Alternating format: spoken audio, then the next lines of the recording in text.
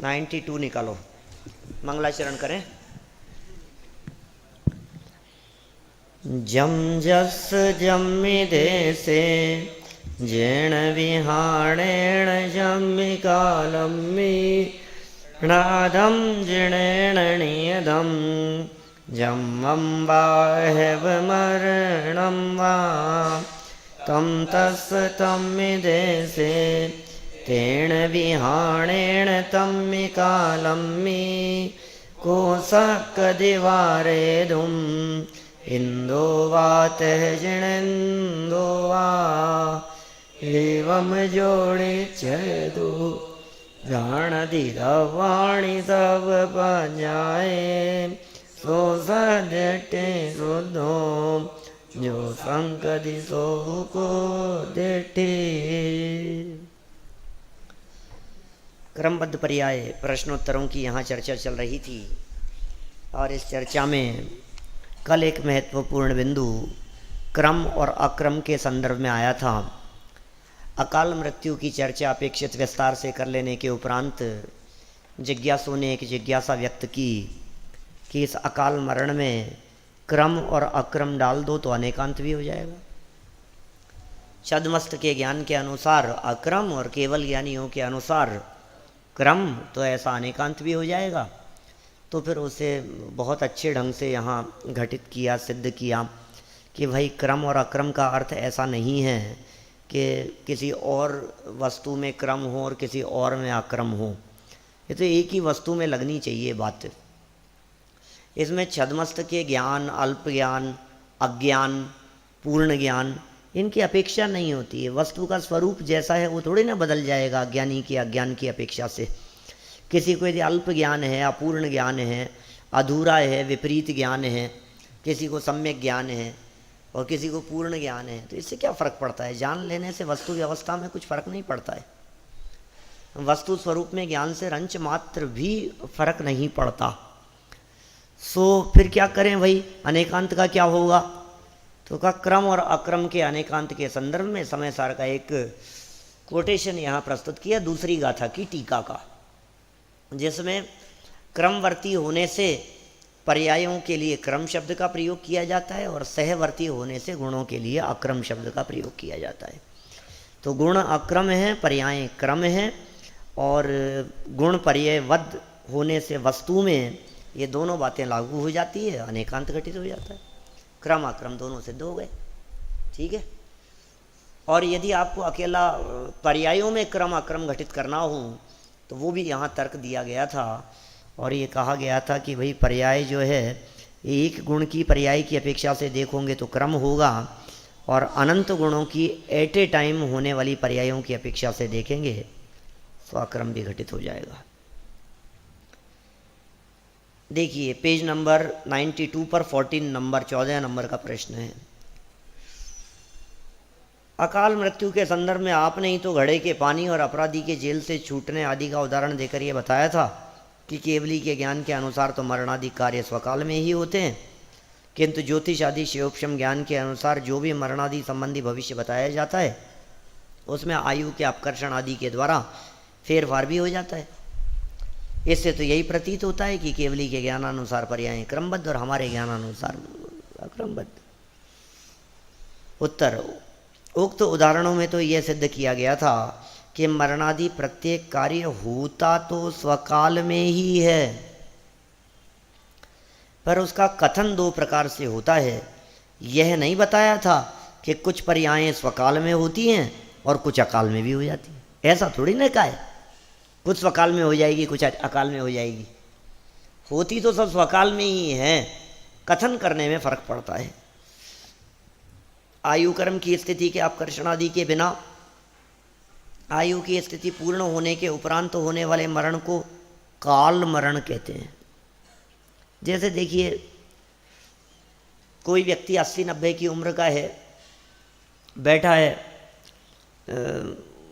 Washroom में गिरा नहीं है, दुर्घटना हुई नहीं है, फिसला नहीं है, कोई बड़ी घटना नहीं घटी, बैठा है, बैठे बैठे ही आराम से नॉर्मल 75, 80, 85, 90 साल की उम्र हो गई, अब धीरे धीरे चलते चलते एकदम बैठे बैठे एकदम आयु पूरी हो गई, तो क्या कहोगे ऐसी स्थिति में?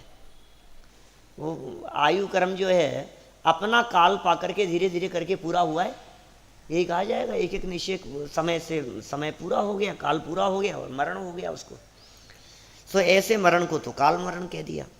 और आयु कर्म की स्थिति का अपकर्षण आदि से होने वाले मरण को अकाल मरण कहा जाता है। अकाल मरण का आशय स्वकाल के बिना होने वाले मरण से नहीं है। अकाल मरण का अर्थ अपितु आयु कर्म के अपकर्षण आदि से है अकाल का संबंध। आयु के अपकर्षण आदि के कारण अकाल मरण उसकी संज्ञा मात्र है। वास्तव में तो प्रत्येक कार्य स्वकाल में ही होता है। मोक्ष एवं सम्यक्त्व संबंधी कार्य के संबंध में कलश टीकाकार पांडे राजमल जी लिखते हैं, यह जीव इतना काल बीतने पर मोक्ष जाएगा, ऐसी नोंद केवल ज्ञान में है। नोंद जानते हैं क्या होता है? नोंद खचित, नक्की, फिक्स है, कहते हैं ना, नोंद है माने कीलित है। इस तरह से यद्यपि सम्यक्त्व रूपी जीव द्रव्य परिणमता है, जीव द्रव्य ही सम्यक्त्व रूप परिणमेगा, तथापि काल लब्धि के बिना करोड़ उपाय किए जाएं तो भी जीव सम्यक्त्व रूप परिणमन योग्य नहीं है। कोई भी घटना नवीन घटित नहीं होती। लो एक प्रमाण प्रस्तुत किया यहाँ, अपितु वह पहले से ही स्थित है, निश्चित है। वह तो मात्र स्वकाल में प्रकट होती है। इस प्रकार का भाव सापेक्षवाद के प्रबल प्रचारक प्रसिद्ध वैज्ञानिक आइंस्टीन ने भी व्यक्त किया है, जो कि इस प्रकार है, events do not happen, they already exist and are seen on the time machine. कोई भी घटनाएं घटती नहीं हैं, वे पहले से ही विद्यमान हैं और काल चक्र पे, समय चक्र पे देखी जाती है। देखो इस बात को समझाने के लिए एक उदाहरण आप लोगों को दिया था मैंने पहले।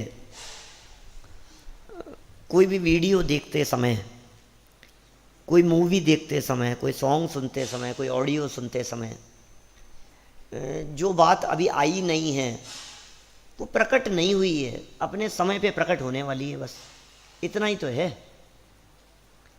तो आइंस्टाइन का भी यही कहना है कि वो टाइम मशीन पर वो खचित है, वो अपने टाइम के साथ में। टाइम पूरा जिस समय उसका समय आएगा उस समय वो दिखाई देगी, समय चला जाएगा वो घटना चली जाएगी, नया समय होगा नई घटना होगी। तो ये सब बातें हैं, मौजूद हैं। सर्वज्ञ के ज्ञान के आधार पर तो ये बात स्पष्ट दिखती है अपने को, केवल ज्ञानियों के ज्ञान के आधार पर। जैसे हमने कही थी ना आपको इस तरह की बात, इसके क्या नाम है इसका, संवेग, संवेग के दाढ़ी मूछों की बात कही थी ना, आ गई कितने समय में? 1 महीना हो गया उस बात को, हैं 15-20 दिन हो गए। शिविर की तो बात है, 11 अगस्त ही तो चल रहा है अभी। 5-7 अगस्त की बात मान लो, 5 अगस्त की बात होगी, तो 20 दिन हो गए। तो देखो आप, वो पहले नहीं थी, अब आ गई, तो समय रूपी मशीन पर देखी जा सकती है, उसमें क्या है। तो इस तरह की बहुत सारी बातें आप घटित करके देख सकते हैं, जो घटनाएं नई नहीं घटती है। माने भविष्यवेत्ता लोग इस बात को पहले से जानते हैं, तो यदि वो उस जगह पर नहीं है तो जानेंगे कैसे? ज्योतिषियों ने बतला दिया, भविष्यवेत्ताओं ने बतला दिया, निमित्त ज्ञानियों ने बतला दिया, अवधि ज्ञानियों ने जान लिया, मने परिय ज्ञानी जान लिए, केवल ज्ञानी जान लिए। ये जितनी भी बातें दिखाई दे रही है, इन सब ज्ञानों के आधार पर जो कुछ भी जाना गया भविष्य संबंधी, आखिर वो जो निश्चित जाना गया है, जैसे हमने कहा पंचम काल के अंत में एक घटना घटनी है, वो हमें दिख रही है। ये कौन सी घटना घटनी है? कि वही मुनिराज वाली है ना, कल की जो होगा उससे ग्रास मांगा जाएगा, मुनिराज समाधि मरण समझ लेंगे, अंत समय आ गया है, पंचम काल का अंत हो जाएगा।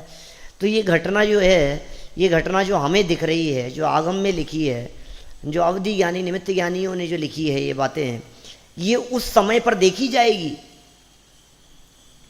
ये घटना उस जगह पर देखी जाएगी। माने टाइम मशीन पर यदि आप देखो तो आज से इतने हजार, इतने 100, इतने वर्ष बाद वो घटना वहाँ मौजूद है। ये बात आइंस्टाइन कह रहा है। बोलो आप देखिए जरा 94 नंबर पेज पर फिर प्रश्न उठाया। अब मार्मिक चर्चा है, ये तो हो गई समय मशीन वाली, तो अकाल नय की मार्मिक चर्चा है, क्योंकि आगम प्रमाण है। देखिए शास्त्रों में एक अकाल नय भी तो आता है, नय है एक। नय माने क्या होता है? दृष्टिकोण है, अपेक्षा है। काल नय से कार्य स्वकाल में होता है और अकाल नय से अकाल में भी हो जाता है। ऐसा माने तो क्या आपत्ति है?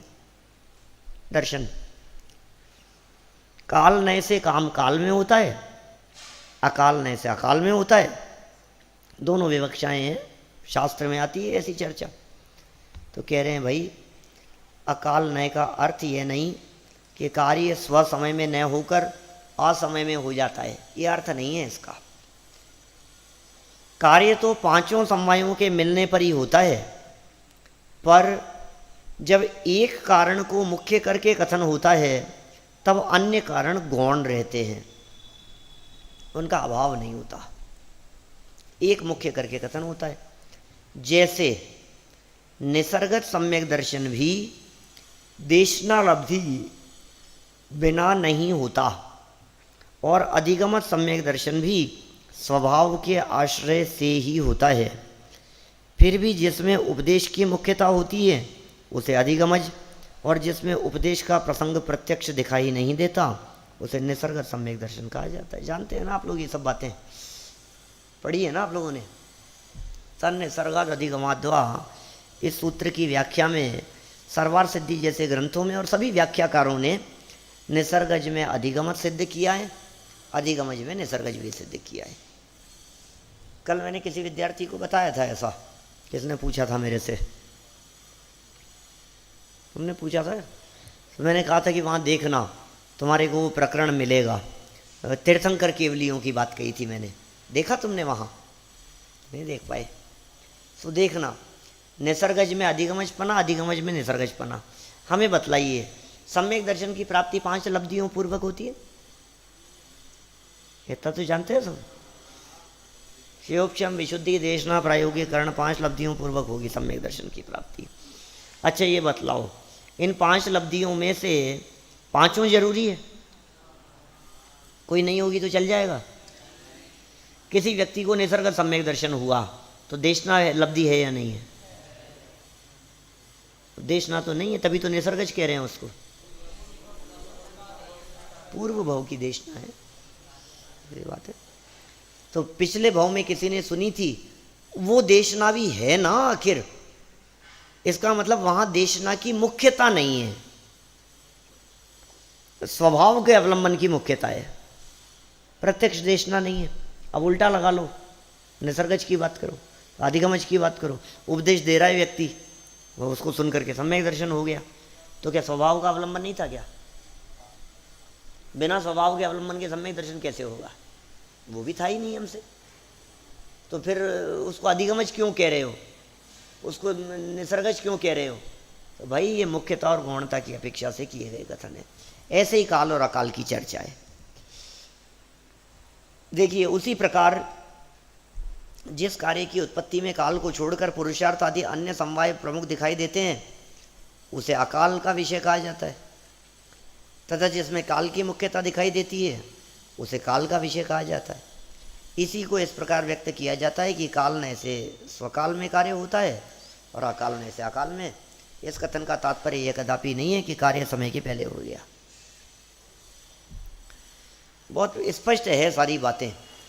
प्रवचन सार में जहाँ काल नय और अकाल नय का कथन है वहाँ तो आम का उदाहरण देकर के साफ साफ लिखा है। पढ़ा है आपने किसी ने? प्रवचन सार परिशिष्ट में जहाँ 47 नयों की चर्चा की है, अगले साल पढ़ोगे आप लोग, शायद उसके अगले साल पढ़ो, फाइनल में जाओगे तब पढ़ोगे। सो क्या है चक्कर ये काल और अकाल नय का। बहुत सारे नए हैं, वस्तु के धर्मों की चर्चा की है। एक धर्म को विषय करने वाला एक नय होता है। आत्मा में नए धर्म बतलाए भाई, एक काल नामक धर्म है आत्मा में, एक अकाल नामक धर्म है आत्मा में। तो जब काल धर्म की मुख्यता से कथन करेंगे तो काल नय कह देंगे, अकाल धर्म की मुख्यता से कथन करेंगे तो अकाल नय कह देंगे। एग्जाम्पल दिए गए वहाँ। एग्जाम्पल में कहा गया कि देखो कभी ऐसा होता है, आम जब पकते हैं, वो देखे हैं आपने, डाल पर लगे हैं, आम के वृक्ष लगाए गए, वृक्ष लग गए, बहुत समय बाद में धीरे धीरे उसमें फल आने लगे और महीने 2 महीने में जाकर के वो जाकर के फल जाकर के पक करके तैयार होते हैं। कितना टाइम लग गया इनको? कच्चे हैं अभी। बोले कितना टाइम लगेगा? बोले अभी कम से कम डाल पर इनको 15 दिन और लगेंगे पकने में, 1 महीना और लगेगा। अभी तो छोटे छोटे से हैं ये बड़े होंगे, हरे होंगे, फिर पीले होंगे, पकेंगे, उन्हें बहुत टाइम लगेगा, 20 दिन तो कम से कम लगेंगे। तो क्या करता है किसान कि वो कच्ची अवस्था में, जब वो कैरी होती है, जब वो बहुत खट्टे होते हैं, उस अवस्था में उनको तोड़ लेता है। उस अवस्था में तोड़कर उन्हें पाल में पका दिया जाता है। पाल जानते हैं आप, घास जैसी होती है, उसमें रख देते हैं उसको, 2 दिन में पक करके तैयार हो जाता है। जो आम 20 दिन में पकना था 2 दिन में पक गया। तो इस उदाहरण के माध्यम से यह बतलाया गया कि काल नय से इस भगवान आत्मा के कार्य की सिद्धि डाल पर पकने वाले आम के समान समय पर आधार रखने वाली सिद्धि वाला है। काल नय से डाल पर पकने वाले आम के समान समय पर आधार रखने वाली सिद्धि। कार्य की सिद्धि कब होगी? समय पर आधारित है, 20 दिन लगेंगे। और अकाल नय की दृष्टि से काल पर पाल में पकाए गए आम के समान समय पर आधार न रखने वाले कार्य की सिद्धि वाला है। ये उदाहरण दिए गए काल और अकाल के लिए। अब इस उदाहरण को देखकर सामने वाला क्या कह रहा है? देखो, एक में तो काम समय पे हुआ, दूसरे में समय से पहले हो गया। ये दिख रहा है ना, ये 20 दिन में जो वहाँ लगे थे वो उनको 20 दिन लग गए, जिनको तोड़ लिया गया 2 दिन में पक गए। तो समय से पहले हो गया ना काम। तो अकाल नय तो यही कह रहा है।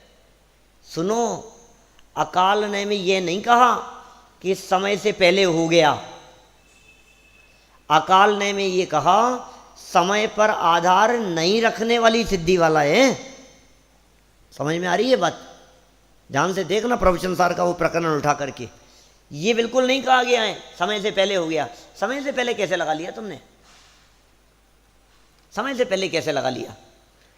मैं आपसे पूछता हूं, जिस किसान ने आम को वहां से तोड़कर पाल में रख दिया, अभी रखा है, हमने उससे पूछा बोलो ये कब पकेगा, क्या जवाब होगा? आदर्श क्या जवाब होगा? 2 दिन में। फिर वो कितने दिन में पकेगा आम?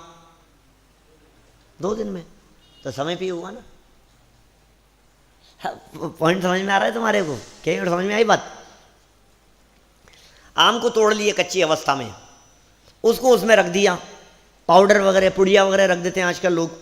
आम की पेटी आती है ना, कच्चे होते हैं तो उसके अंदर वो कुछ केमिकल की कोई एक पुड़िया पैकेट में बांध करके रख देते हैं, सफ़ेद सफ़ेद सा पाउडर जैसा होता है। वो कहते हैं कि भाई इसको इसमें डाल दिया है, तुम चिंता मत करो, 3 दिन में 2 दिन में पक करके तैयार हो जाएंगे। तो 2 दिन क्यों लगे ये बताओ? काल है ना, वो समय निश्चित है ना कि 2 दिन लगेंगे। आप ऐसा तो नहीं कह सकते हो कि ये पहले ही हो गया, जल्दी हो गया। जल्दी तो तब कहें हम जब वो 2 दिन में पकने वाला हो और वो 2 घंटे में पक जाए, तब तो हम कहें जल्दी हो गया। लेकिन तुम ही कह रहे हो 2 दिन तो लगेंगे साहब, 2 दिन से पहले तो नहीं होगा बाबूजी, 2 इतना तो समय देना पड़ेगा आपको। हथेली पे सरसों थोड़ी ना उगती है, ज़्यादा आप कहोगे तो वो ऐसे जवाब देगा, उल्टा जवाब देगा। इतना टाइम तो लगेगा। तो हमें यही कहना है आपसे कि जिस कार्य को होने में 20 दिन लगने हैं उसमें 20 दिन लगेंगे, और जिसमें 2 दिन लगने हैं उसमें 2 दिन लगेंगे। समय से पहले का क्या मैटर आ गया? ये कहाँ से लगा दिया तुमने समय से पहले? यहाँ वही उदाहरण दे करके फिर बात कही गई है आगे चल करके, जीव अजीव जैन अजैन वाली। अजैन का अर्थ जैन से पहले नहीं होता, अजीव का अर्थ जीव के पहले नहीं होता। तुमने अपनी 1.5 अकल से सारी बातें लगा ली है। पहले का क्या सवाल है इसमें? और पहले तो तब कहा जाए जब तुरंत कर दो, ऐसा तो होता नहीं है। और गजब की बात सुनो, उसमें भी जिस आम को 2 दिन में पकने का काल आ गया है, वो आम तुम्हारे द्वारा डाल से तोड़ा जाता है और पाल में रखा जाता है। जिसको पकने का काल अभी 20 दिन बाकी है, वो तुम्हारे द्वारा तोड़ा ही नहीं जाता, वो डाल पे रह जाता है। जिस आम को पकने के में अभी 4 दिन का काल बाकी है, उस आम को तोड़ लेने के बावजूद भी तुम उसे उस पाल में नहीं रख पाते। 2 दिन तक वो बाहर ही ऐसे ही पड़ा रहता है। फिर 2 दिन बाद में विचार आता है कि इसको रख दे में पकने के लिए। तो एक एक आम का काल निश्चित है।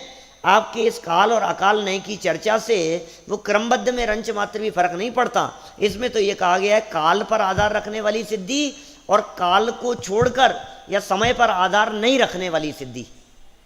तो काल पर आधार रखने वाली सिद्धि माने काल लब्धि, और काल पे आधार नहीं रखने वाली सिद्धि माने अन्य समवायों की मुख्यता से होने वाली सिद्धि। इतनी सी बात कही गई है। मैं समझता हूँ आपको समझ में आ गई होगी बात। बोलो, समझ में आई कि नहीं आई? यही सब इन्होंने यहाँ समझा दिया है। 96 पेज पे देख लो, 5 पर तो यही समझाया है। हमने 2-3 दिन पहले भी तुम्हें कह दिया था 5 समवायों से कार्य होता है, और 5 में से काल की मुख्य काल लब्धि जहाँ मुख्य होगी वहाँ कह दिया काल, बाकी 4 समवाय मुख्य होंगे वहाँ कह दिया अकाल। तो सिंपल सी बात है, इसमें क्या है। देखिए आप आगे, तो काल लब्धि को छोड़कर अन्य पुरुषार्थ आदि समवायों की अपेक्षा से कथन करने पर अकाल हो जाता है। देखो 96 पेज पे देखना, 4थी लाइन ऊपर से। बात थोड़ी सूक्ष्म है, बात थोड़ी बारीक है, पर समझने योग्य है। इसे समझे बिना इसके रहस्य को समझ पाना संभव नहीं है। सूक्ष्म अवश्य है, पर समझ में न आवे ऐसी नहीं है। अतः यदि उपयोग को सूक्ष्म कर श्रद्धापूर्वक समझने का प्रयत्न किया जाए तो समझ में आ सकती है। सूक्ष्म तो है, समझ में आ सकती है। काल नय और अकाल नय का क्रमबद्ध पर्याय से कोई विरोध नहीं है, अपितु ये नए क्रमबद्ध पर्याय के साधक ही हैं। कि साहब जयपुर खानिया तत्व चर्चा में भी तो आखिर ये चर्चा उठाई होगी।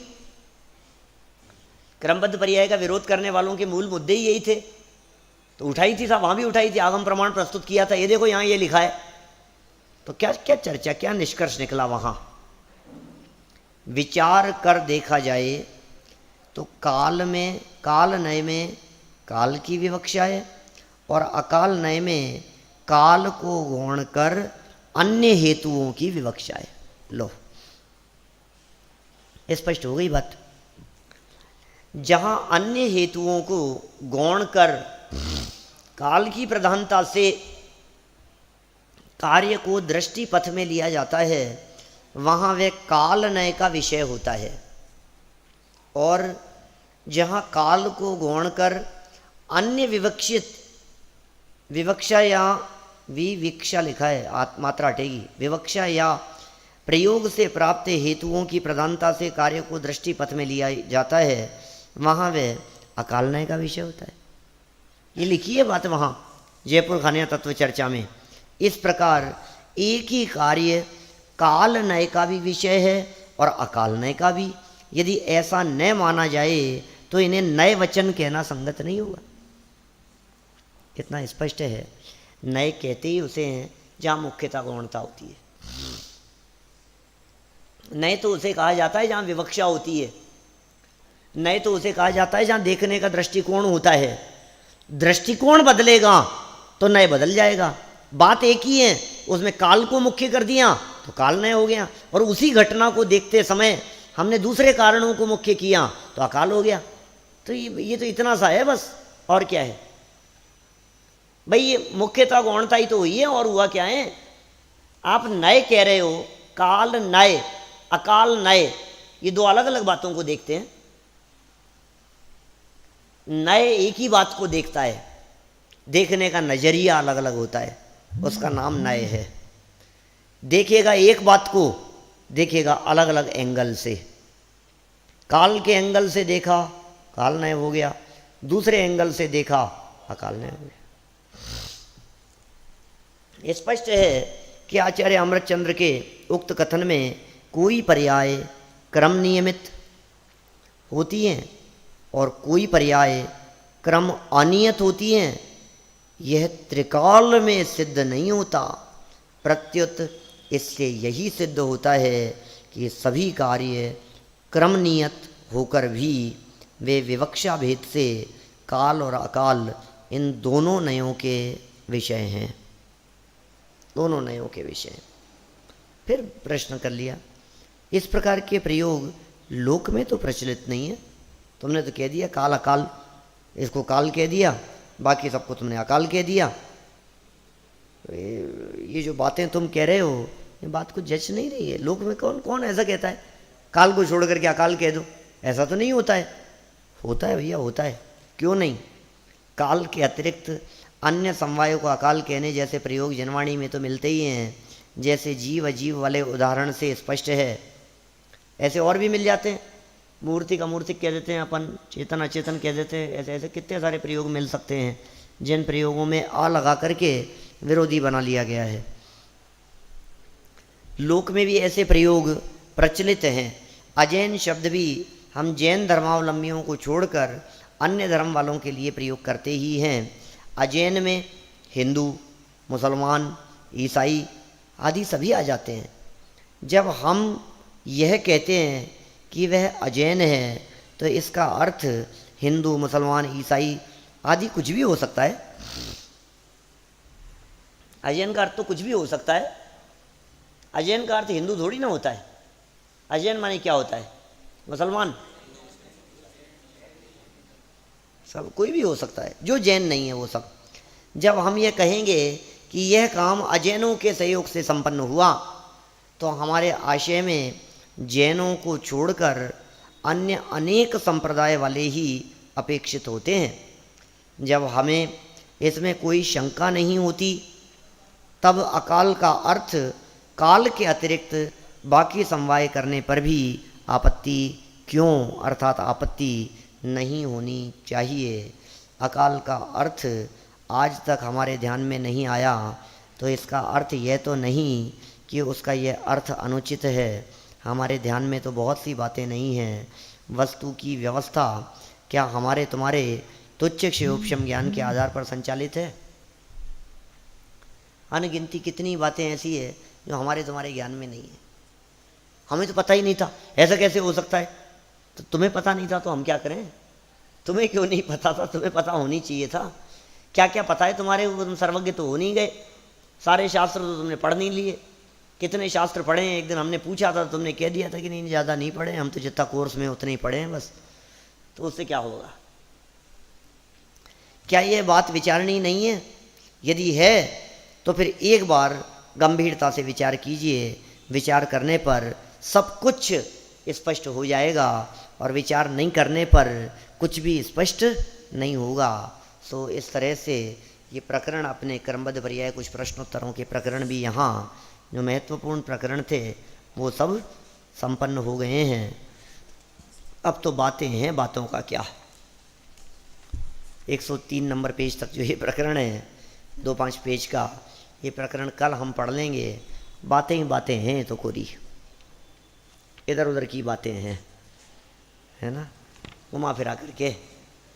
मान लो, मान क्यों नहीं लेते हो? मान लो तो अच्छा रहेगा, निर्भय हो जाएंगे, आशा और उम्मीद तो बनी रहती है, इससे ऐसा हो जाएगा। फिर हम नहीं मान रहे हैं, तुम इतना क्यों समझाते हो, तुम्हें इतना आग्रह क्यों है? ऐसी बातें हैं। जो कहना था क्रमबद्ध के संबंध में सो तो सब कहा जा चुका है। कल इस प्रकरण को पढ़ करके अपन संपन्न कर लेंगे, फिर परसों से तुम्हारी छुट्टी हो जाएगी, जैसे तुम 10 लक्षण की तैयारी कर लोगे। ठीक है ना? चलो हैं। फिर 10 लक्षण के बाद में 2 दिन क्लास लगाएंगे अपन, 2 या 3 दिन। कब आ जाएंगे आप लोग? 15 को आएंगे, मैं 16-17 को आऊँगा। 17 से लगा लें।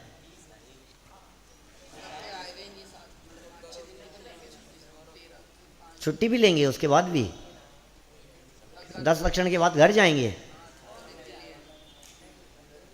घोषणा हो गई कि यहाँ छुट्टी होगी? हाँ चलो कोई बात नहीं। तो फिर अपन ऐसा करेंगे, बात करता हूँ मैं, क्योंकि मुझे नए चक्र की क्लास शुरू करनी है, सेकेंड ईयर फाइनल की। तो मैं फिर उसे ही शुरू करता हूँ।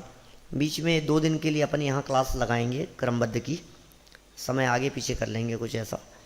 तो उस कक्षा में हम महत्वपूर्ण बातें देख लेंगे, एक बार पूरे प्रकरण को घुमा लेंगे अपने उपयोग में, है ना? रिवीजन हो जाएगा पूरा, तो विषय पूरा स्पष्ट हो जाएगा। ठीक है? और कुछ महत्वपूर्ण बातें हो जाएगी, कुछ प्रश्नोत्तरों की चर्चा हो जाएगी, कुछ आपकी सुन लेंगे, सुना देंगे, ऐसी सब बातें हो जाएगी।